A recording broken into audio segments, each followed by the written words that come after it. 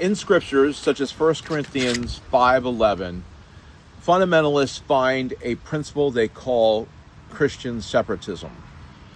Dr. Bob Jones Jr. stood as a central figure in separatist fundamentalism, embodying the intensifying struggle between modernism and fundamentalism in American Christianity. Born in 1911, he was raised in an environment of revivalist zeal and doctrinal rigor. His father was the evangelist Bob Jones Sr., founded a college called Bob Jones College in 1927.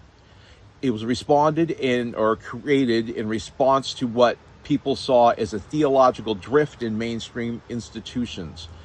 When Bob Jones Jr. assumed the presidency of Bob Jones University, now a university, in 1947, he inherited both the institutional leadership and the leadership of a movement that was increasingly at war with American evangelicalism.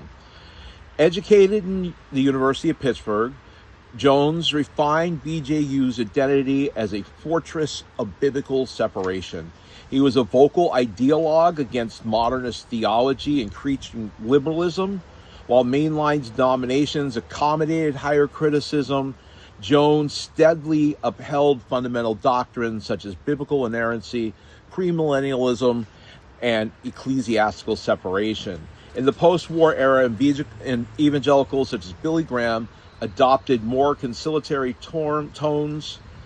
To Jones, this was an unforgivable betrayal.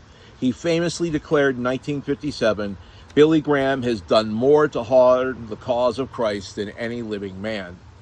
The split between Graham and Jones was marked as a crucial turning point. Graham integrated his 1957 New York crusade. He welcomed support from Catholics and from liberal Protestants. Jones issued blistering condemnations, accusing Graham of compromising the gospel. For Jones, unity without doctrinal purity was not unity but heresy. This controversy placed Jones squarely in the separatist camp. As historian George Marson has explained, the latter 20th century saw two distinct paths within conservative Protestantism: a cooperative evangelicalism of Graham and an isolationist separatism championed by Jones and like John R. Rice of the Sword of the Lord. Jones's tenure at BJU was marked by a controversial stance on racial segregation. Well into the 70s, the university prohibited interracial dating in the rules and policy and enforced on campus by campus authorities. This policy was rooted in a strict and very selective reading of Scripture. This led to the loss of BJU's federal tax-exempt status in 1983. Jones viewed this battle as over religious liberty, not over civil rights. Critics saw him as an anachronism. Jones Jr. viewed himself as a guardian of unapologetic Protestant orthodoxy. Under his leadership, BJU became a bastion of classical education and the fine arts.